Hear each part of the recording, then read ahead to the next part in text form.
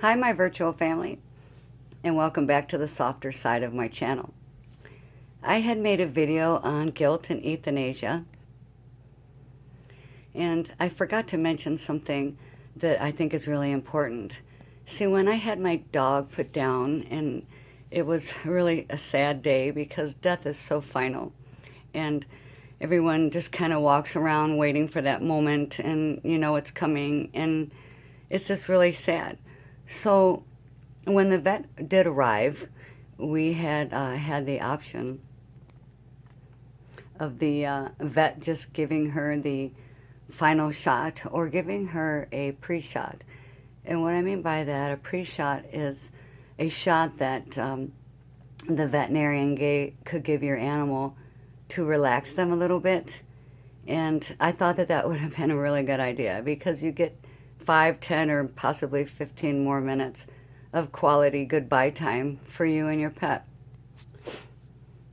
I chose to do that, and the bad part about that is that the vet had given my pet so much of that drug, that relaxing drug, that my dog's tongue came out of her mouth and rolled out onto the deck. We had like this little gazebo set up outside, and oh, my heart, it just hurt so bad for this.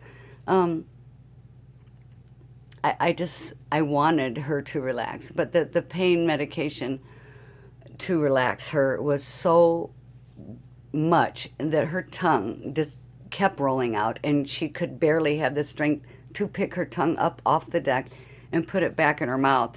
And she was just slowly, her tongue would come out and go back in, and it was like in slow motion. And it made me so sad that I'm sure at this point in time that the people around her, me and my son and my daughters, our voices had to have sounded like we were talking in a tunnel or kind of robotic or something.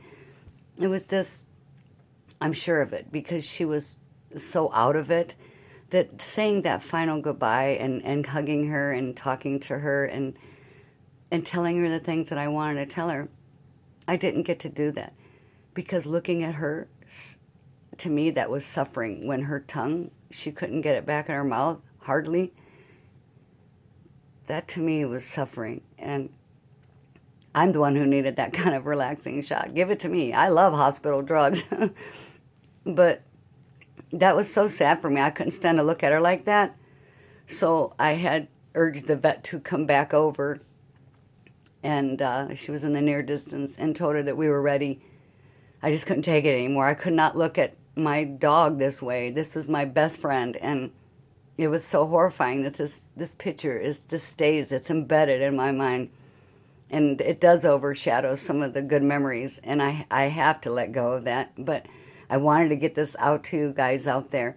So if you have to do that and it comes to where you put your pet down, your furry best friend, if you are given that option to get the relaxed pre-shot before the final kill shot, please make sure that you tell your vet to just administer a very little bit, not like a full-on strength Valium for a grown man, because that takes everything out of context, and it makes everything sad, and then you rush everything. You rush your goodbye.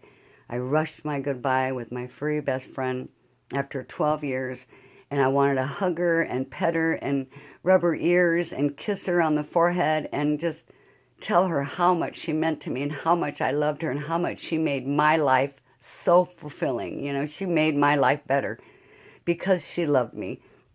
And so I wanted you to know that. Make sure you tell your vet to just give a very little bit or skip it altogether. If your dog is already calm, then you're the one who needs the pre-shot.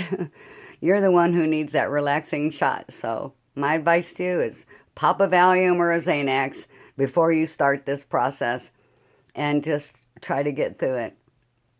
And remember that the pre-shot is just no fun. It's not something that I would advise. So thank you for watching, and have a great night. Bye-bye.